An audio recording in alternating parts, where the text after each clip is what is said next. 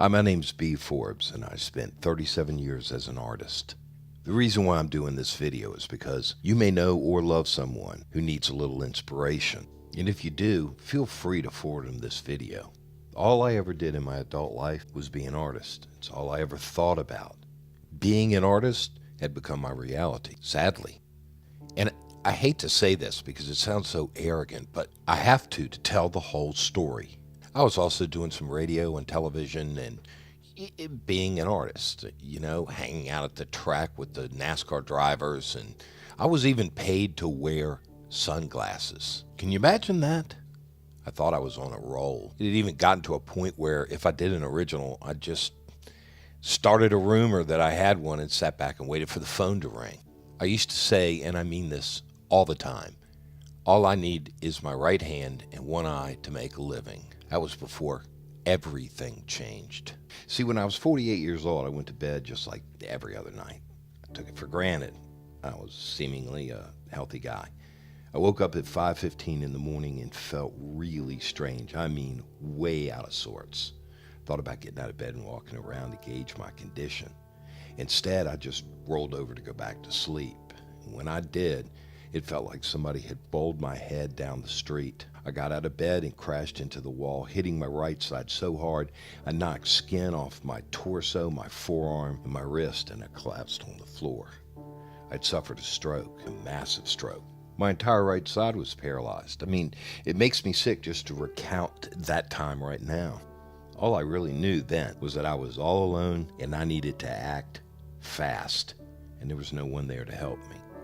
When the ambulance got me to the hospital, the ER doctor informed me that he believed I was having a panic attack. So he gave me a couple of muscle relaxers and dimmed the lights, so I could calm down.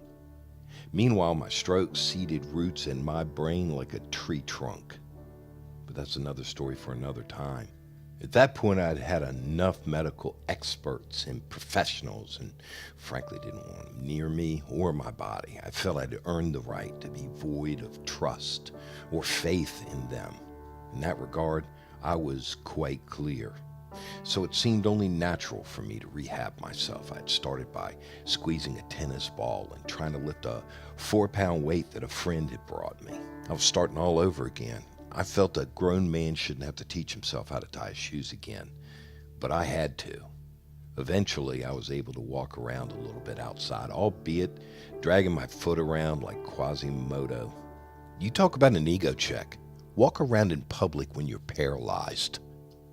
Now, before anybody gets a crazy notion to feel sorry for me, please don't. After a ton of prayer, faith in God, help from the Christ, and a lot of really hard work, I've been blessed with a full recovery. Now, when I say a full recovery, I mean you could spend months around me and never see any residual effects. I have a little numbness, that's it. I used to go to the grocery store just to grab a grocery cart and walk up and down the aisles. It was great for therapy. The manager of the store gave me permission to do this. And what fascinated me was I made some really good friends at the grocery store. These faces I saw every day and spoke to on occasion, like, "Where's the ketchup?" They turned out to be really cool human beings. I never made friends with anyone at a grocery store. I'd always been too busy for that kind of stuff. But I found these people so much nicer than I had ever imagined. And then it dawned on me. I had become so arrogant and pompous and an ass, I didn't even like myself. Which is why I'm so happy the stroke happened. Over the next year, I'd lost everything. I lost all my money, my ability to generate an income. I lost my career. I even lost all my high-resolution photographs of all my art. When you're physically wounded like I was and failure reaches like critical mass, it becomes like the proverbial car sliding backwards down an icy hill. There's no disability insurance for an artist. Certainly not any an insurance company is going to pay on, regardless of how happy they are to take your monthly payments. Found that out the hard way. I quickly went from the first person the usual suspects always called when they had an important cause that included my donation for some art auction, a painting I didn't like, quote, leaning up against the wall, end quote, especially when somebody was sick. And when I told them that I couldn't donate anything because I was paralyzed, you should have seen how fast they got off the phone. None of them asked, do you need our help? Unfortunately, the stroke stole my single biggest asset. It's something that I groomed to work for me perfectly. I had spent an entire career training my brain to function using the right side, and it's essential to processing reality in an artful way. That stopped immediately. I saw nothing the same way. It was if tomorrow you're driving a car just like today, except it's a European car, so the wheel's on the opposite side and you drive on the opposite side of the road. I mean, you can pull it off, but I wouldn't suggest texting while you're driving down the road for a while. Look, reality dictates that it's impossible for you to sit at a romantic dinner with the person you most love and you're listening to romantic music playing in the background, enjoying a gentle breeze blowing through the open windows because you're on the beachfront and it's just dimmed lighting. You're recalling the warm smiles of your happy children, enjoying every blossoming emotion, while you're balancing your checkbook. Human mind isn't intended to work that way. So if you're an artist, you got to put away the checkbook and the calculator, and you got to enjoy how you're feeling. So then I decided to write a book about a couple of guys on the eastern shore of Virginia who duck hunted together with 125,000 words, something like that. And I found that typing was really good therapy. I mean, it opens up communication between you and your paralyzed side. I found the whole book experience flushed a lot of stuff out of me. It really was a thorough purging. And then I just sort of existed.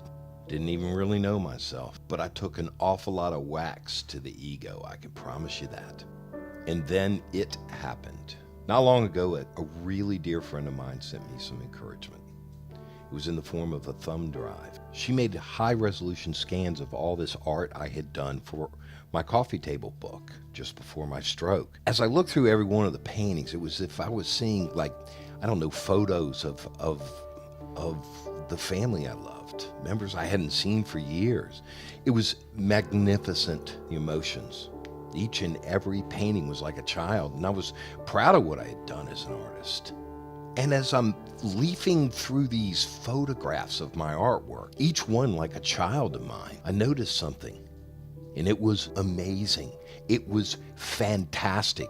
I was looking at my art for the first time since my stroke from the right side of my brain. Right then, I realized what I'd missed about not painting.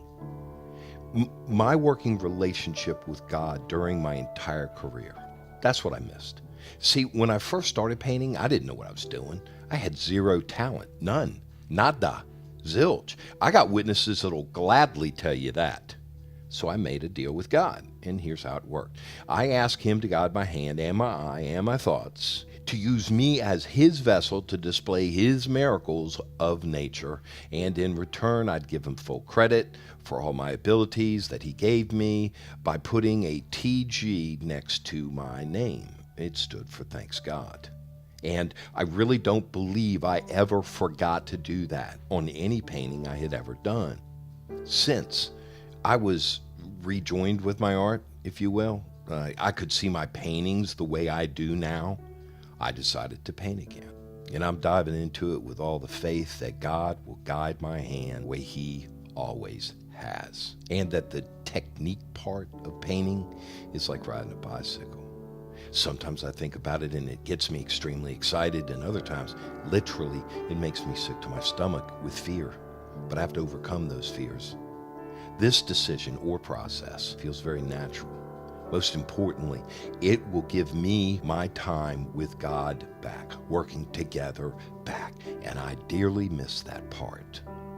Look, the mathematical odds that I, as a 48-year-old, seemingly healthy man, would have a stroke is itself pretty extraordinary.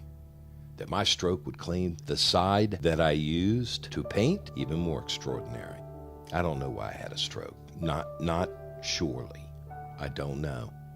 But I have a feeling it's because God had to do it to knock me off my damned pedestal and then bust me up into small little bit. It was like he took a boulder and wound up with sand and used it for concrete to build something much better.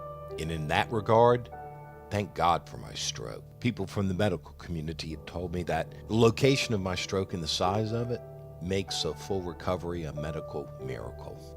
It just never happens. And some people, they just haven't had enough assets, enough experiences in life to understand just how I feel. They don't believe in miracles and they don't believe in God because they haven't lived through them. If you haven't suffered a stroke the way I did, you ought to be the faithful one, not me. And if it's in God's grace to give me my gifts back, then, that's incredible. I'll run with it. What will stay the same? My art will have nothing to do with me. It'll all be about God. So, am I blessed? I don't know. We're going to find out. I'm going to find out if this ex-paralyzed, ex-artist can still paint.